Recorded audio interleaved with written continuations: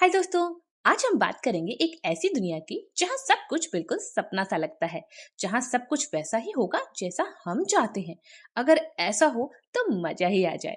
तो चलिए शुरू करते हैं कहानी शहानी। चाय पकौड़े लेकर आप भी बैठ जाओ। कहानी शुरू होती है टिंग फैमिली से, जिसमें एंट्री होती है हमारे कपल जोएन एंड माइकल टिंग की, जिनके दो बच्चे हैं, इलियट एंड टीवी। अभी क्या होता है कि कुछ दिनों से ये दोनों भाई बहन नोटिस करते हैं कि उनकी फैमिली में पेरेंट्स के बीच कुछ तो टेंशन चल रही है। दोनों ही बच्चों के सामने बात नहीं करते, but something is going on. Basically उनकी मदर जोएन चाहती हैं कि वो किसी और लोकेशन पे रिलोकेट करें ताकि उन्हें एक अच्छी टीचर की जॉब मिल सके। और on the other side Michael चाहते हैं कि हम उसी जगह पे रहें क्योंकि वो वहां पे रहकर अपना म्यूजिक का प्रोफेशन परस्यू करना चाहते हैं। इसी कॉन्फ्लिक्ट में दोनों के बीच छोटे छोटे आर्ग्यूमेंट्स होते रहते हैं। अब एक दिन ये दोनों भाई बहन आम जिंदगी जी रहे होते हैं, तभी इनको एक पुरानी मैजिकल बुक मिलती है और इस बुक में एक मैजिकल क्रिएचर सैंडमैन का जिक्र होता है, जो लोगों की विशेष ग्रांट करता है। ऐसी बुक को पढ़ने के बाद इलियट और टीवी को लगता है कि शायद ये सैंडमैन उनकी फैमिली में खुशियां ला सकता है, और वो उस बुक में लिखी हुई बातों को फॉलो करते हैं और एक रिचुअल परफॉर्म करते हैं। उस रिचुअल को परफॉर्म करने के बाद उनके आसपास की जो रियलिटी है वो चेंज हो जाती है और सब कुछ वैसा हो जाता है जैसा उन्होंने कभी कभी मजाक में सोचा था, और वो पहुंच जाते हैं अपनी ही सपनों की दुनिया में। बेसिकली ये दोनों भाई बहन इलियट और टीवी ल्यूसिड ड्रीमर्स हैं।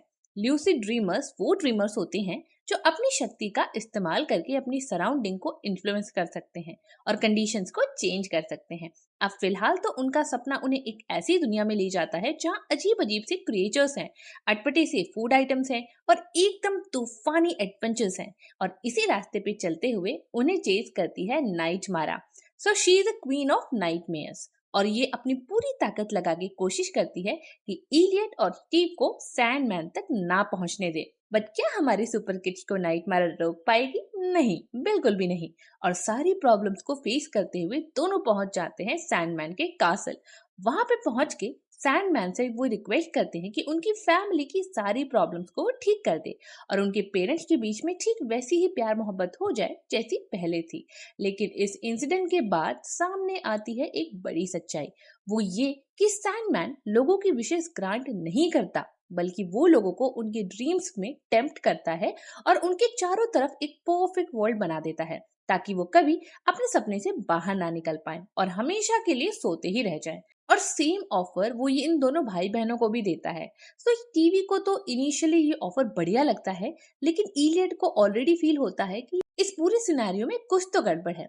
और फिर कहानी में आता है एक बड़ा ट्विस्ट, जहां ये रिवील होता है कि नाइट मारा actually is not an evil, बल्कि वो तो लोगों को उनके सपनों से बाहर निकालती है और उन्हें रियलिटी फेस करने के लिए पुश करती है। और फाइनली इलियट और टीवी अपनी पूरी एनर्जी को कंबाइन करते हैं, क्योंकि वो दोनों ही ल्यूसिड ड्रीमर्स होते हैं, और अपनी पूरी ताकत लगाने के बाद वो दोनों सैंडमैन से इस लड़ाई में जीत जाते हैं और उस इमेजिनेटिव दुनिया से भाग जाते हैं। और फाइनली ये कहानी खत्म होती है टीवी और इलियट के इस बात को एक्सेप्ट करने से कि हम लाइफ के हर एस्पेक्ट को कंट्रोल नहीं कर सकते, जो होना होगा वो हो ही जाएगा। और यही फॉर्मूला हमें अपनी लाइफ में भी अपनाना चाहिए टेंशन फ्री रहने के लिए। तो अब आप बताइए कि अगर आपकी कोई विश ग्रांट की जाए तो वो विश कौन सी होगी? तो चलिए मैं भी सोच लेती हूँ कि मेरी वो विश कौन सी होगी। क्या पता मुझसे भी कोई ये सवाल पूछ ही ले। तो चलिए मिलते हैं अगली वीडियो में। Thank you.